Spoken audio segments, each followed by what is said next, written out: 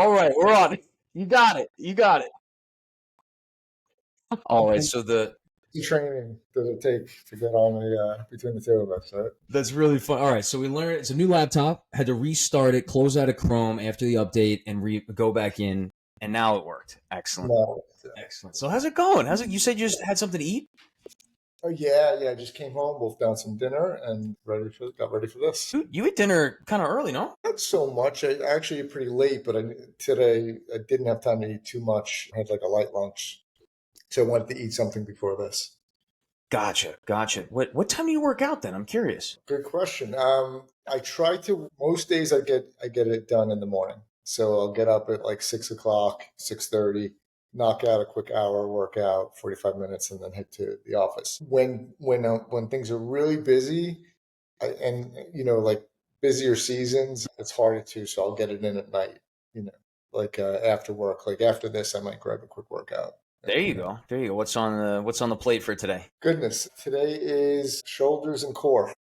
Oh, there we go. There we go. I feel like I don't know. I see your photos on Instagram. I feel like you're probably doing core every day. I try a little bit. It's hard to. It's the type of thing that you need to do it. You should do it. Yeah. But it's hard. It's not unless it's beach season. It's hard to really focus on it.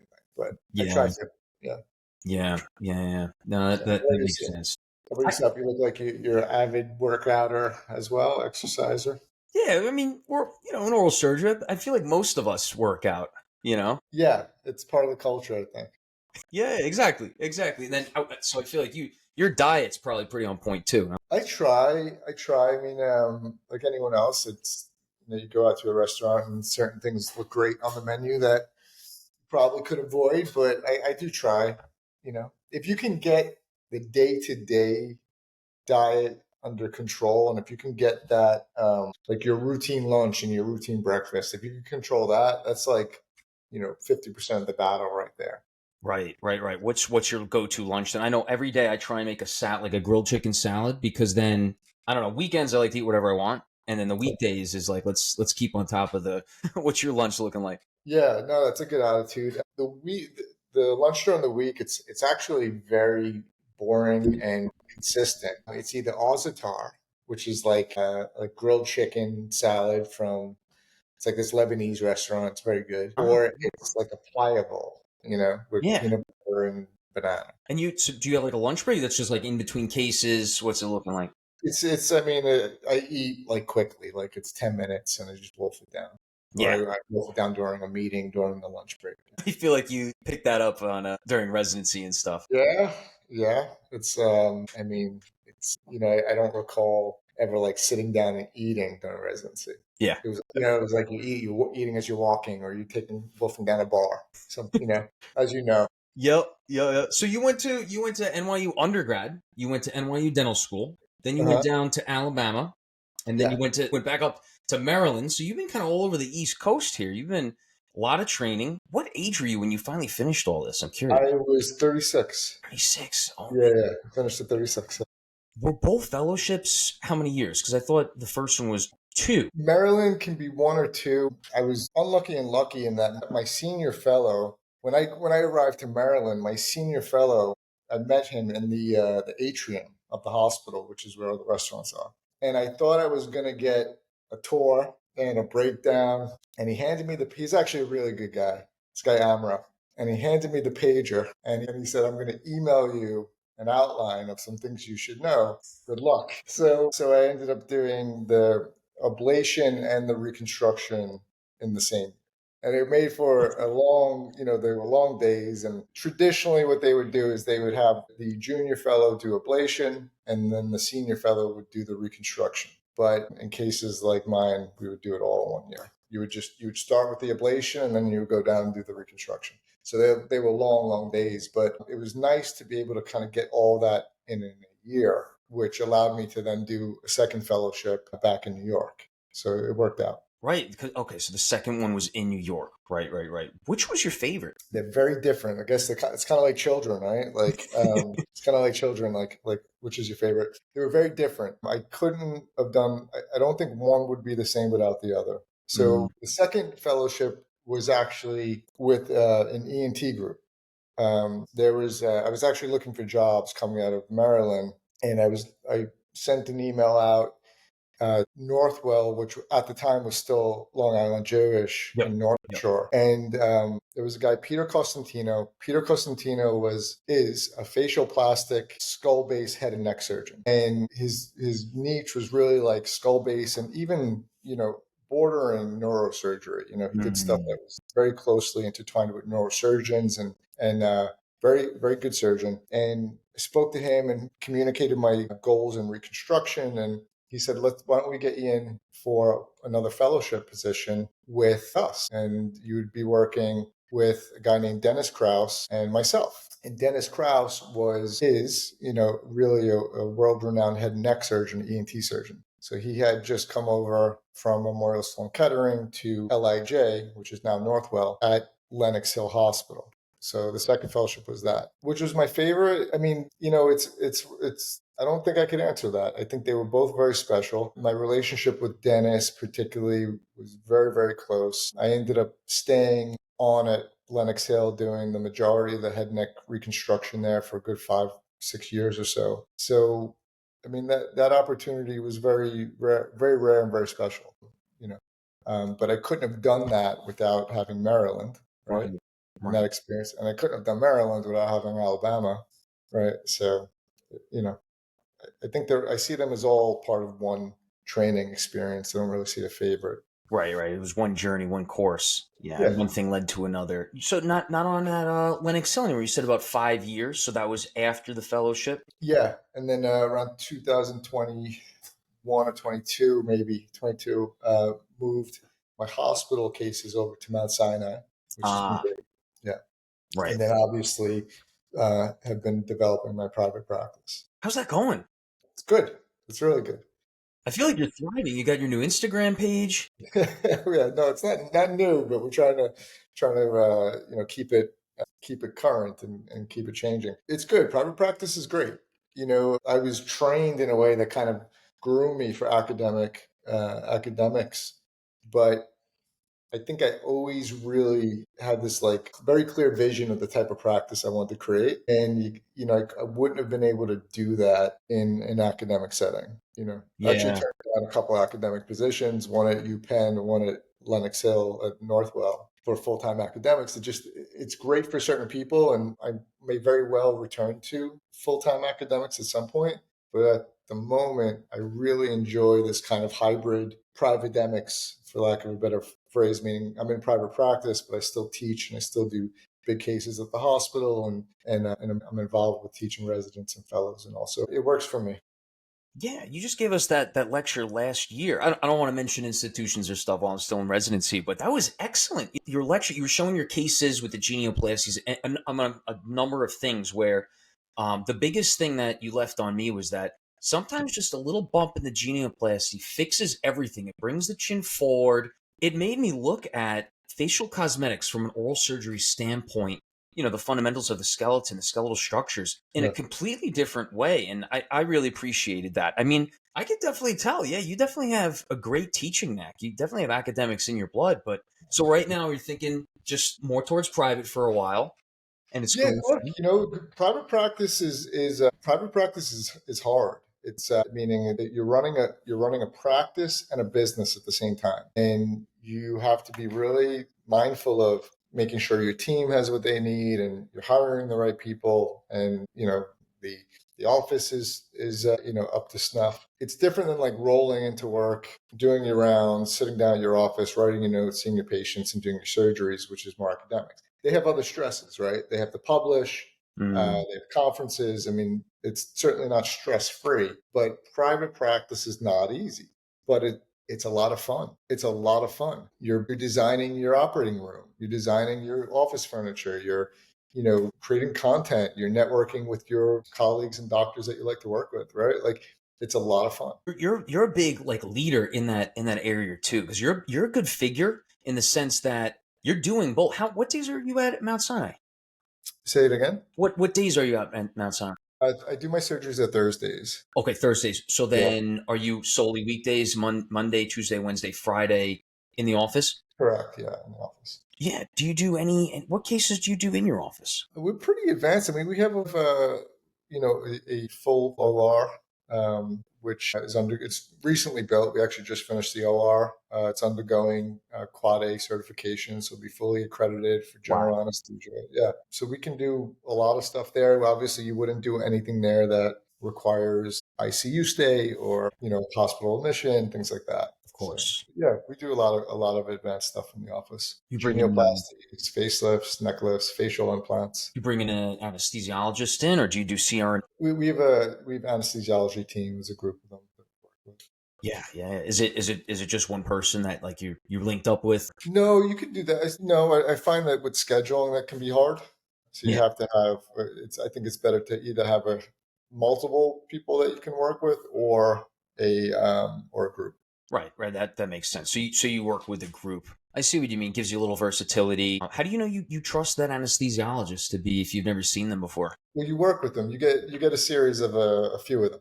Like you're not getting someone that you've never met. You get one, maybe two, three that come in. Oh, Yeah. all right. Okay. Okay. Any weekend days or solely weekdays? No, come on, come on. No weekend days. Not for a while. You're speaking like a resident where it's Sunday through Monday, right? Oh, you got to ask because it's like some I don't know. I some surgeons you talk to and are like, no, I got to take call. This is my call reserve day, or I work at Mount Sinai on Thursday, and then my Saturday is my fifth day in the practice kind of thing. And no, it's an interesting thing. I don't want to work weekend. How do you in your sane mind want to work weekends for like 30 years? It's hard. I did it in the beginning. I would moonlight and I would go upstate and just moonlight during the. There's actually a really good guy. His name is Chris Como, and he has a practice up in Carmel. There's a handful of practices up in the upstate New York and Connecticut area. And I would go out there on like Saturdays and moonlight Hmm. just to kind of start paying off those student loans, right? And it was great, but it's very taxing. You Yeah, really do need your weekends to catch up on notes or unwind or spend time with loved ones. So I catch up gave on that up after. workouts, right? Yeah. Of course, yeah. What was I that? find the weekend on the weekends you can get those longer workouts in. You Sometimes know, double them up. Yeah, exactly. stretch out a little bit, enjoy taking your time. You when you went on Saturdays, was it a different practice? Was it oral surgery only? Was that combined? It was an oral surgery practice. There was one in Hartford and one in Carmel that I went to, and I would just moonlight. Hmm. And for young grads, I did it during my fellowship. I started during my fellowship, and then in the beginning when I was in practice, I kept it for a little bit, for about 6 months or so, maybe almost a year.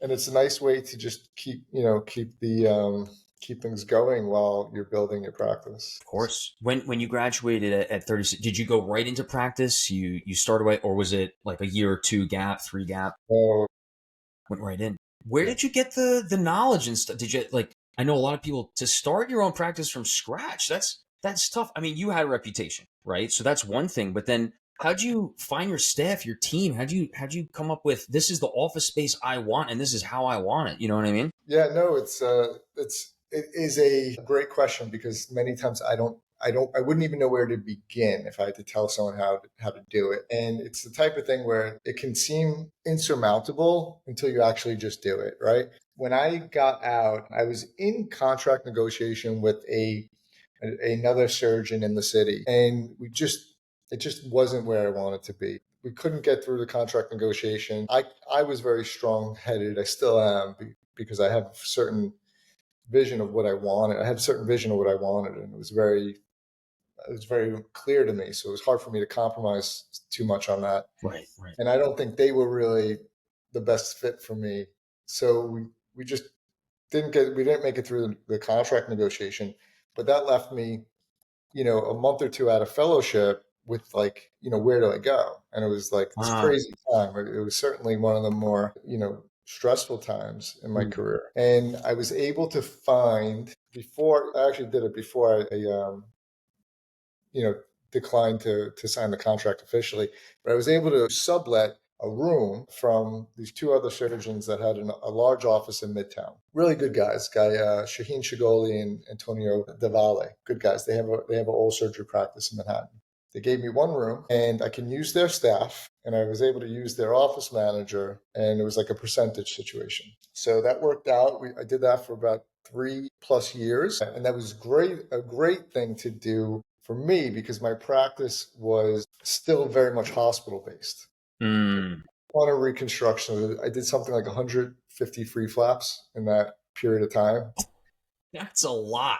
From private practice, it's a lot, yeah. Over the course of like 3 to 5 years, a bunch of other types of stuff, orthognathics, some aesthetics, and dental alveolar. Right? So I was able to, do those cases. A lot of those cases didn't reimburse, but I was able to do it because I didn't have such crazy overhead. Right. It was a percentage situation. So it actually worked out. And even though percentage situations often work out better for the leaser or the renter or whatever you want to call it, and it worked out really well for them as well. It also allowed me to do some more, I guess you can call it pro bono work, or I call it, portfolio building work, and develop your skill, develop your reputation.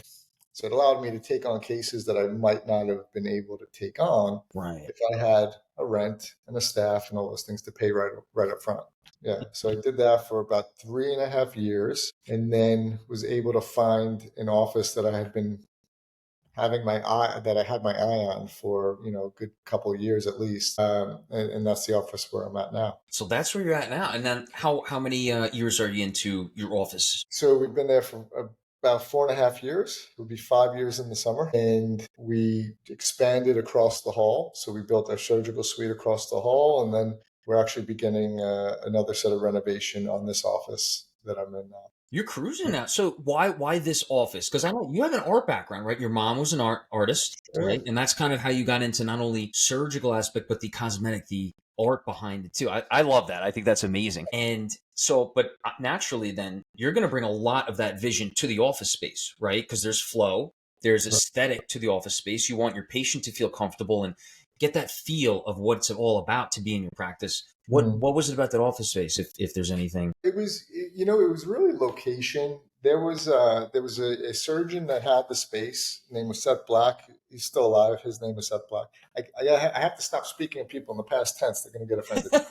You got to call you up like, what the heck? Come on. He's still alive. His name is Seth Black. He's a good guy. He had an office on a Park Avenue building that I really liked the location. It was Park Ave, yeah, it was not far from Lenox Hill. It was not far from Mount Sinai West. And at the time, I was still at Lenox Hill, but I was already exploring moving to Mount Sinai.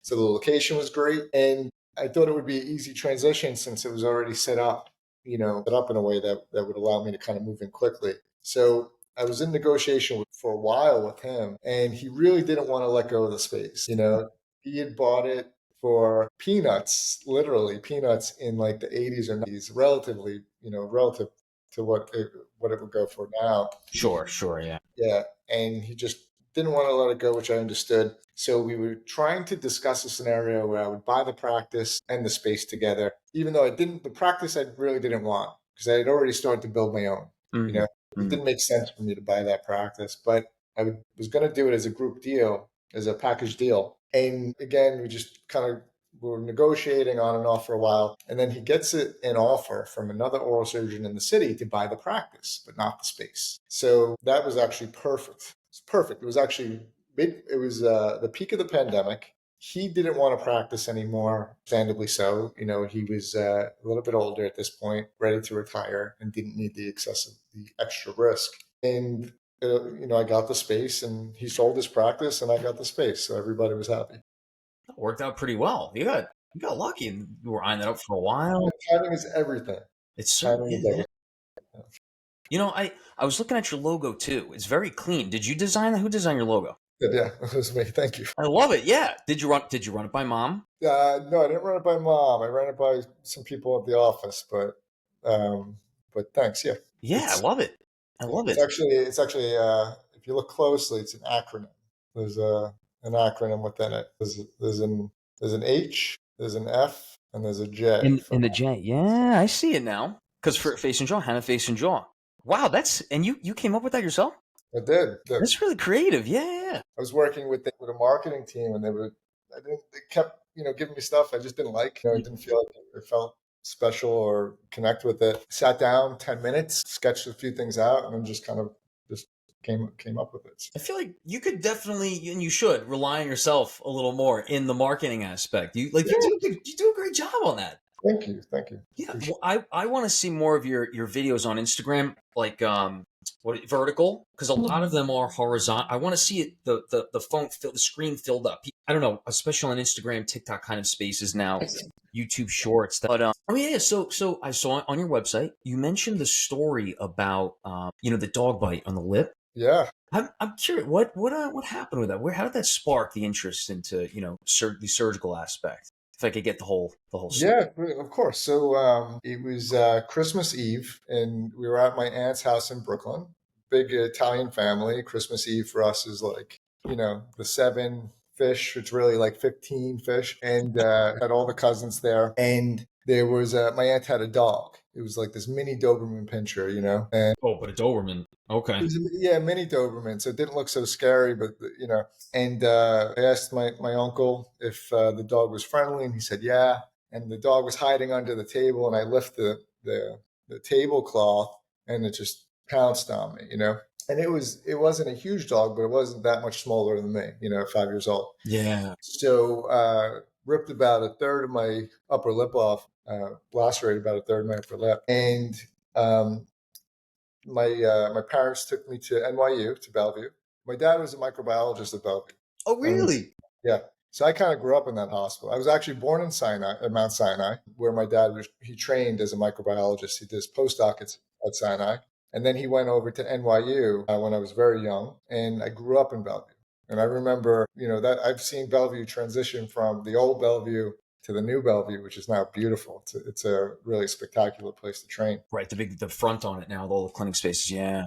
They did, gorgeous job. But anyway, so I went to NYU, and there is a surgeon who's a bit older now. I think he recently retired, even though he's in his 80s. His name is David Chu, and he was a cleft surgeon. And he was known for a couple things. He was known for cleft repair, and he was known for microvascular, particularly reattaching, limb salvage surgery. So it was a form of microvascular surgery for limbs. And he was just a really, really good doctor from everything I can remember at that age. I remember him sitting down with like a pen and pad and doing these, like, it was like a big pen. And he would do like these little scratchy sketches of the lip and the way he was going to repair it. And then I would go home with my mom, and we would just, I would draw the same thing, and she would draw it, and it kind of bridged this interest in art and this talent that my mother had, and my curiosity in art and the injury, and it kind of bridged all these things. And it was like this really, I used to look forward to going to his office, for follow-ups and all. So it was interesting. I had a couple surgeries to fix it. They did a great job considering the extent of the injury. And it just always felt like something I wanted to do. And there was never a time where I was like, I want to go into, sports broadcasting or finance or computer science. Like, it was never anything besides surgery that I wanted to do. So it was always very clear. Did your dad know Dr. Chu directly? Is that how you got in touch? No, he didn't know him, but as a microbiologist at NYU, knew who to go to. Yeah. I guess he just brought me in, and they kind of directed me to him. Yeah. And was that on Christmas Eve? You were brought directly there? Christmas Eve, yeah. Yeah, I actually had a primary repair on Christmas Eve. They took me straight to the OR and repaired it. Oh, in the OR too. Wow, yeah. And I had a second surgery later on. So what you're telling me is, how many courses of fish did you actually get to have that night then? No, not many. I probably had a couple baked clams and maybe some of the fish salad, and that was it. All right. Well, the baked clams are always a special treat. Yeah. I'm sure. All right. So another thing, you got to be honest with me then. When you were applying to residencies and you made your rank list, you're telling me Bellevue wasn't high up on that list? I love Bellevue, and I love the people there. I think my nature, but look, we're all competitive people. Otherwise, we wouldn't be in this field. And I worked really hard. It's not like things just came to me or I didn't have to study, but I worked really hard. I did a lot of extracurricular things to strengthen my application. There were some programs that I just felt were really special. And I really loved Birmingham, and I really loved Parkland. And I remember, like, as much as I wanted to stay with the amazing people of Bellevue and stay in New York, I just felt like I would regret not maximizing all the work I put into like building my application. It's like if you can get into UAB or Parkland, there's special places for our profession, and Bellevue is special as well. But I just felt, if I stayed at NYU again, so undergrad, dental school, residency, It's kind of your last shot, right? Yeah. well, it's like, what do I have to offer when I'm out in practice, right? Mm. But if I travel and I go to UAB and then Maryland and then Lenox Hill and all, I have something different to offer. Yeah. I don't know. If you see yourself as like, if you're a product, right? Like, and you want to put certain ingredients into Mm. yourself, if you just put the same ingredients into yourself as every other product, well, then you don't really have anything special to offer. But if you put some special products in, even if you have to travel for it, or if it's, inconvenient, or your social life is disrupted for a Yeah. few years, that was the way I saw it. Absolutely. Yeah. How'd you like Birmingham? How was Alabama? Would you stay there longer than 6 years? Would you ever go back? How often do you go back? I'm actually giving a grand rounds there tomorrow by Zoom. Mm. But I was there a couple years ago. I lectured down there about 2 years ago, and then maybe a few years before that. So I've probably been back about 3 times since. Birmingham's a great city. It's a fantastic city. The medical center is amazing. I mean, it's almost like Disneyland for surgery. You have Yeah. massive ORs, state of the art equipment. They get a ton of NIH money and government money. So it was great, and the faculty there were amazing. I mean, you're learning from Peter Wade and Patrick Lewis, and Scotty McCallum would float through the office. He's like a legend in our field. You're probably too young to know Scotty McCallum, but he was just like a very special. He was kind of like Paul McCartney is with the NYU Plastics. Oh, wow. Yeah. Yeah. Okay. Okay. It's kind of like a special person. So it was great. But I'm a New Yorker and always plan to come back. Had to come back. Yeah. Yeah. You still have family in Brooklyn? I still have some cousins there. Yeah, I grew up in Staten Island, so and I still have family there as well. Is that where you're going for Christmas this year? And my sister's in Armonk. I'm scrolling through Instagram the last week, and I keep seeing these drones. And I saw this one. It was like Staten Island firefighters looking up at these. I haven't seen any drones. I know personally, but Sure. that would be interesting if you. Where did you grow up? I see. There's a little bit of an accent there. Yeah, a little Long Island, the whole Strong Island. I'm out in Smithtown, so way out there. But Nice. my parents, grandparents, everyone's more from like the Queens area. So, and then the grandparents were Brooklyn, Forest Hill, and then into Queens, and then Queens went out to Smithtown. So we all have that accent, the dog, the water, the coffee. Yeah. And you go anywhere else, they're like, who the hell is this? But Yeah. Now that's the natural progression. It's like Brooklyn, Queens, and then out through Long Island or Staten Island. seems like it. Yeah. Everyone goes out that way. How often are you out in do you ever go down to the beaches or out in the Hamptons, Montauk? Yeah, I love Long Island. And where you grew up, is a very special place.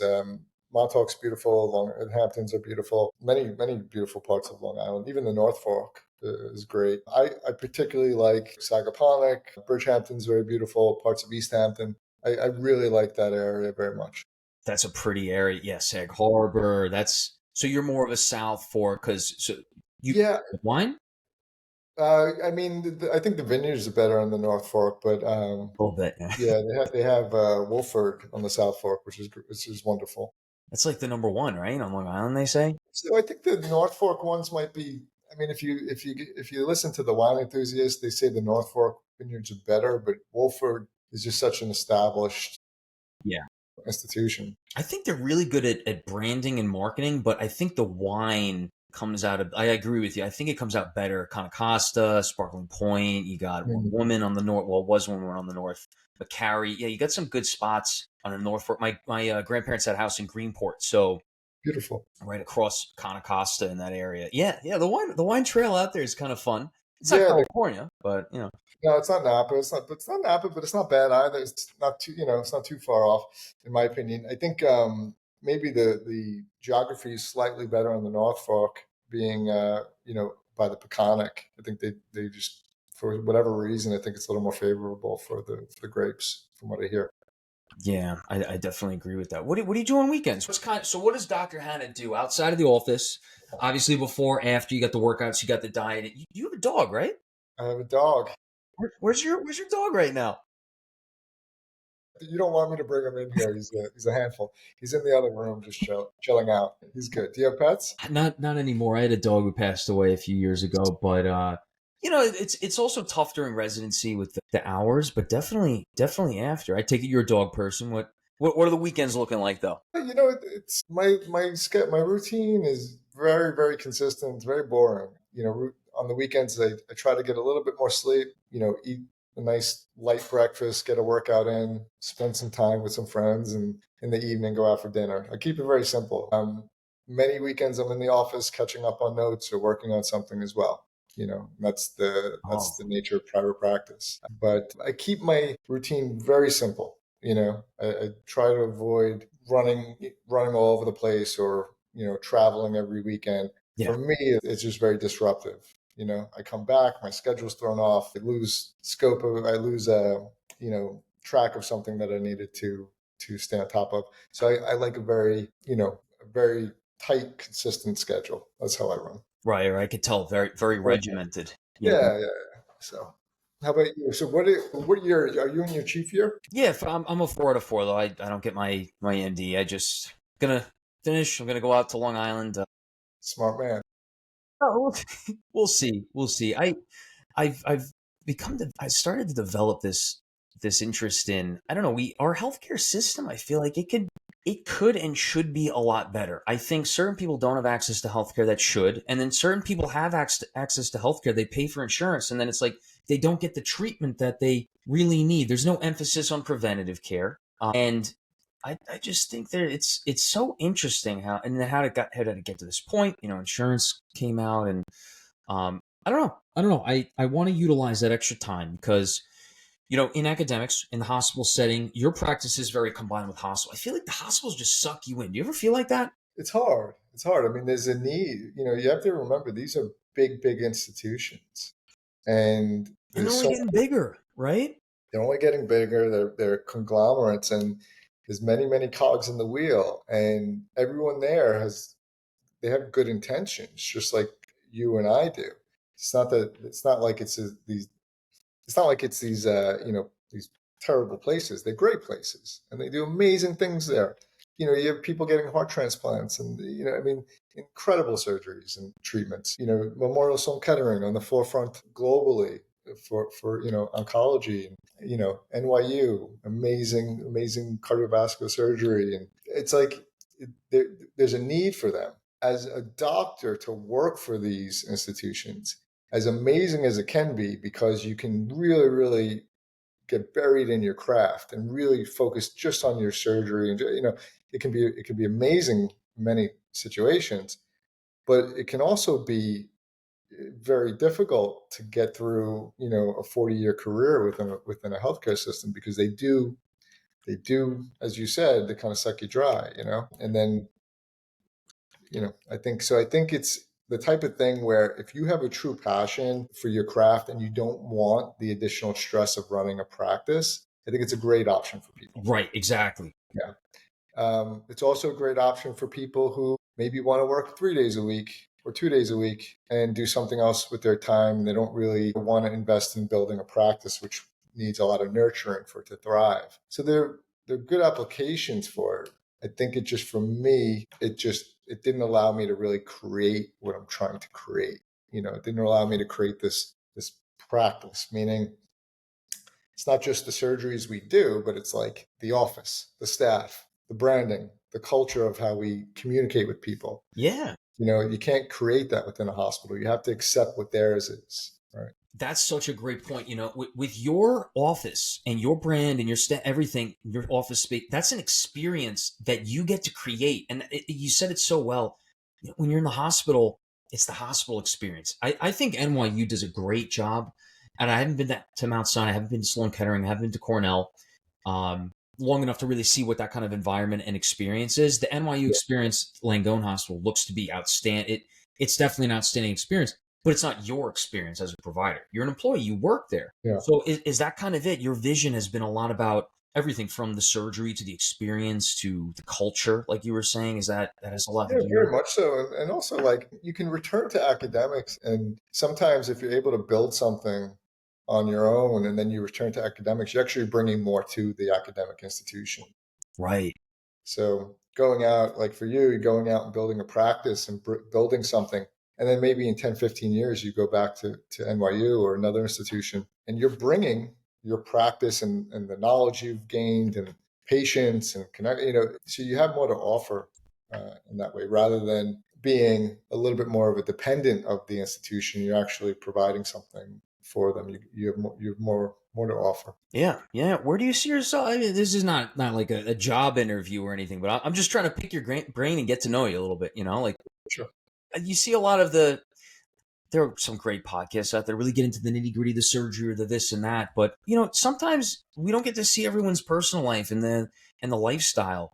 How do you kind of see it? You're going to stay in New York for a while, presumably, Yeah. right, with your Yeah. practice. So I'm rooted here. This is home. Yeah. No, I see continuing to grow the practice and to, I really enjoy interacting with patients. I had a handful of patients today that I spent the majority of the post-op visits. I spent the majority of the visit talking about just one patient talking about how her father had passed. And, we spend, 80% of the visit talking about that. And another patient just talking about routine, more mundane things surrounding the holiday.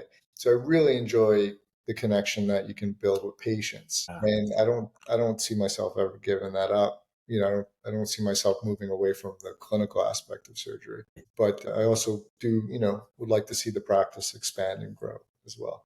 Oh, so as far as expanding, and that's another thing too. I feel like you get regimented appointments when you're in a hospital setting, whereas you get to create your own schedule if it's your office, right? Yeah.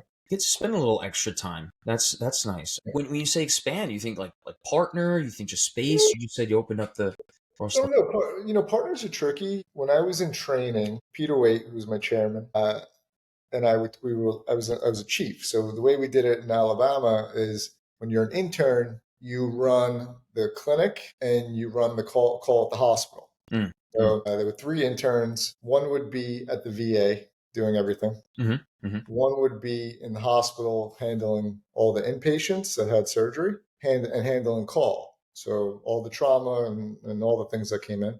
And then the third would be in the clinic, just, seeing patients. And that was our intern year. And as we get up, we had a 6-year track only. So it was 3 a year and everyone kind of did the same thing. So it wasn't staggered.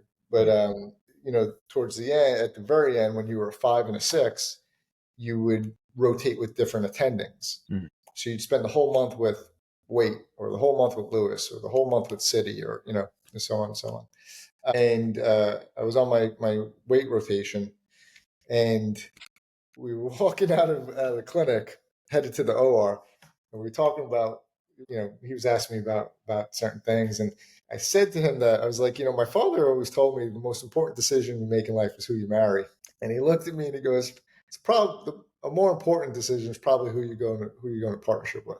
And Yeah, that's a good point. yeah, it kind of stuck with me. But it's really important. You have to choose if you do go into a partnership. You really have to choose someone where the personalities work well, Mm, because it's a marriage, and in some ways it's even more difficult than a marriage, right? So yeah. partnerships are tricky, but it is nice to have colleagues that you can work with and cover for one another when you're away and all. So we'll see. Oh yeah. How do you do that? You go on trips, right? You do what Yeah, I mean, normal people like I do. said, I try to stay pretty grounded. I'm not traveling every weekend or whatnot, but I have periods where, well in advance, I set time off, and I don't do any big surgeries. 5 or 6 days before I'm going to leave town, I won't do anything. Any trips, any vacations, any locations in the We'll near see. future? I like to do Italy about once a year. So in the end of summer, I try to do Italy, and then spend the summers as much time as I can out east. So Yeah, out on Long Island or East also like. in the Hamptons, I really like the Hamptons. Oh, awesome. Yeah, yeah, yeah. How about you? So you going to plan a big trip when you graduate? Ah, it's a good question. Thanks. I actually am with my girlfriend. I'm trying to get over to. I've been to Europe like once. Actually, yeah, just once in my entire life. And now you finish. You're in your 30s, and it's like we gotta see this world a little bit more. I'm trying to get over to London. She did her master's in London, so she's gonna kind of show me, I guess, the lay of the land over there. I have some Irish blood in me and German blood, so maybe one or the other. I But figured Irish or Scottish or something, yeah, Pretty the Gallagher. pale skin. There's the name too, yeah. But no, I mean, Ireland is supposedly beautiful as well. Germany's beautiful, so yeah, you should do it. You should take, look. If I can go back, I did do a nice trip when I finished What'd you training. do? I did. I spent 4 days in Monaco during the Grand Prix. Oh, that's awesome. Yeah, yeah, it was great. But if I could do it over again, right? And if I could go back, I'd probably take 2 months off and just travel in Europe. That sounds amazing. All right, but now thinking ahead, right? Or think right. I would love to do that, but then how do you put together the finances to if Well, a residency? yeah, that's why I didn't do it. I get it. But the reality is if you keep your expectations humble when you're traveling, you don't need to travel, first class and stay in 5-star hotels. Yeah, You can do it with a modest budget and just be aware that you're gonna have to start grinding as soon as you get back. But yeah, yeah, yeah. I mean, even if you took a small loan, it'd be worth it. Just because you're not gonna have that time ever again until you retire. Such a good And point. yeah, and I don't know what it sounds like, same with me and you, our track between college and school and training and residency and whatnot. I mean, you're going 10, 15 years between, high school and finishing your training where you don't have time to travel. Like you don't have that, It's just one after the other. Yeah.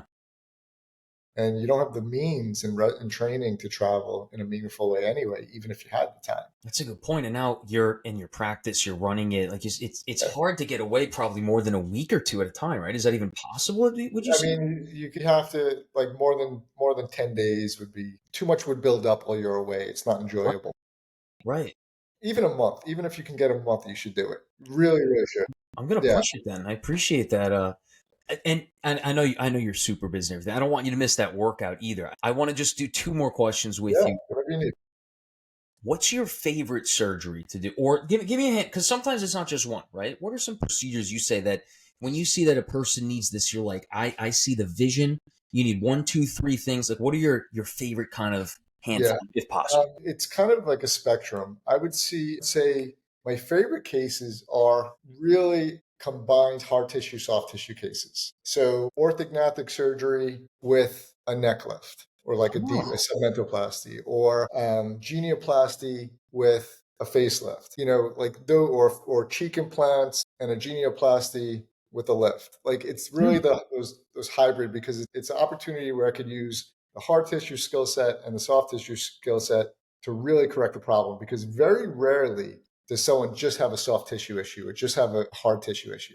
If you're right. really trying to get them the best outcome, right? Yeah, It's like, yeah, someone has a weak chin, but they may also have a full neck or heavy buccal fat pads, right? Or right. they may have an underbite, but they may also have hollow cheeks. So it's Yeah. really the combination hard tissue, soft tissue, aesthetics. Yeah, and then because sometimes you could overdo it if you just do one thing a little bit too much, and you end up with a really prominent chin. Right. If you're trying to like really address the laxity in the submentum by over projecting the chin, right? That's a Right. common mistake. So having the skill set in both, those are the cases I enjoy the most. Shit, I got all lower face. Anything upper? Yeah, yeah. I mean, mid face lifts for sure. Yeah. But not the favorites. Not the what? Not the favorites though. The favorite? What do you mean? Because everything you mentioned was lower face as far as like the favorites and what you love to do. Oh no, facelift. Facelift is mid face. Brow lifts are brow lifts are fun. I commonly will do like a lateral brow with Yeah, facelift, especially as the trend for facelifting has really become a little bit more vertical, and you're starting to see people bring the incisions more anterior to the sideburn. That can sometimes be good. Sometimes it could leave a little bit of an undesirable scar. Extending with the lateral brow with that really helps to avoid a lot of the pleeding that you can get if you limit your incision to just the temporal tuft. So, but yeah, no, it's upper, lower, middle face, and neck. all right, all right. What watch do you have on? I've been trying to get a glimpse. The whole convo I was trying because I wanted to bring it up. Yeah, this is just the Aquanaut. Just an Aquanaut. It's That is beautiful. That's thanks. classy. Thank you. It's a good go-to watch. It has a rubber strap, so you don't worry about it getting banged up. You wear that in the office? Yeah, where it's this and a Daytona that are like my daily go-tos. The Daytonas, I'm sure that's got to be the Lynx, though, right? It's the oyster bracelet. Yeah. Yeah. That's a nice.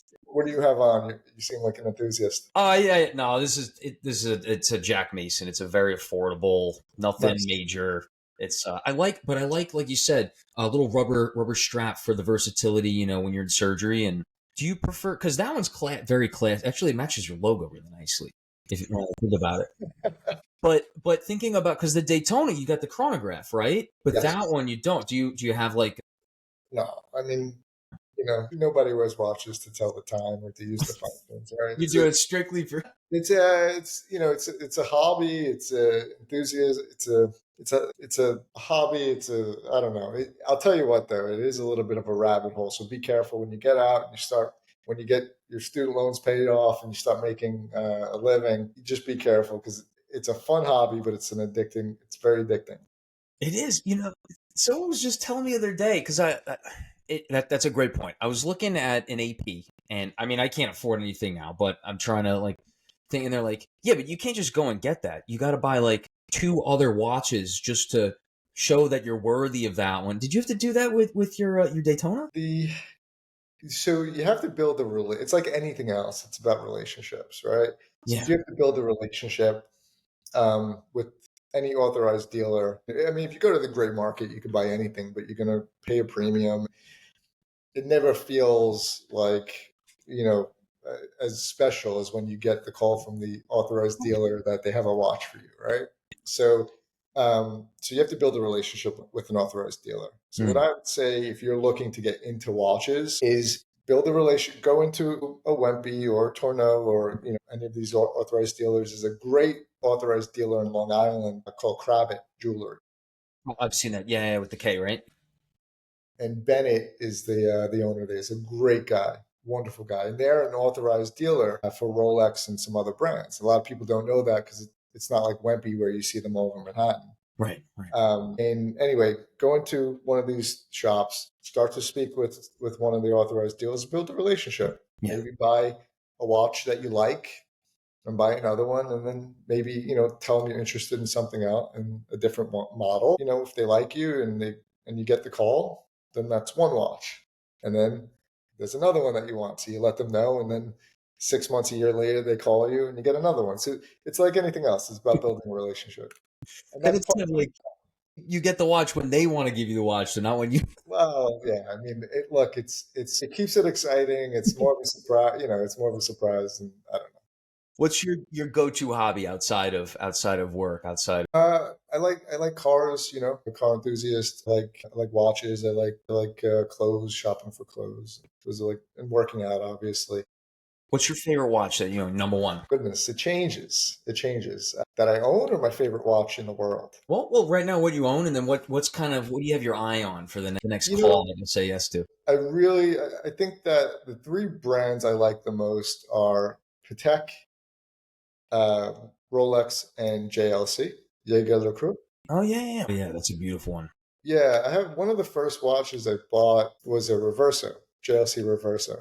It's a cool watch. It was a watch that was designed in the 30s for polo players, and the watch has it flips over, right? So when they designed it in the 30s, it had metal on one side, and then you can flip it over, and it has glass with the dial and the actual mechanics that you can see. And the point of it was, when you flip it over with the metal side out, the watch was protected from the polo ball, from cracking, right? So it was a way of protecting the watch. Now, then they started developing like one that had 2 different faces. So you'd have like, a white face on one side and a black or gray face on the other, and you could do different time zones. But they're beautiful pieces. They're very classic and timeless. So JLC is a great brand. That is a classic. I'm familiar with a few of those. Yeah. Lange Son, rather, I should say. Lange Son is a great brand as well. APs are great. What are you looking at? A Royal Oak, or? I really like the Royal Oak Diver. It's a little bit more simple. It's a little bit more affordable too. affordable, quote unquote. But I think it would be great to switch between the metal band and the rubber, not rubber, but silicone, whatever they have it as. Mm-hmm. Yeah, I like it. It's a little more. I like the heavy dutiness of diver watches. Yeah. But they're beautiful. One of my favorite go-to watches is really just the classic sub.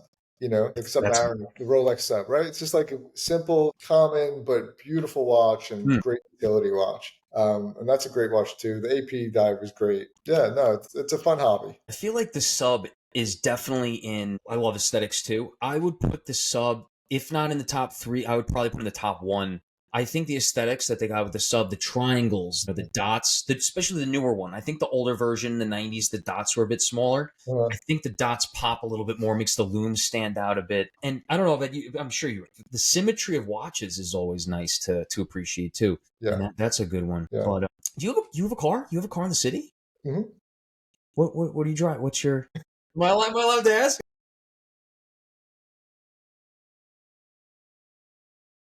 We'll save that for the next. Part 2. Okay. You said you like cars. You said watches, cars, working out. I like cars. Yeah. All right. My father's dream car was always a Porsche 911. And there was this dream, I remember posters of it in the garage. So we always liked Porsches in my family. We love Ferrari. We were big Formula One fans. Yeah. So we love Ferrari, the F1 Ferraris. So we like those kinds of cars. Porsche and Ferrari are definitely the top 2. So we like to drive. Fun to drive. Fun Hard in the city though, right? Difficult in the city area.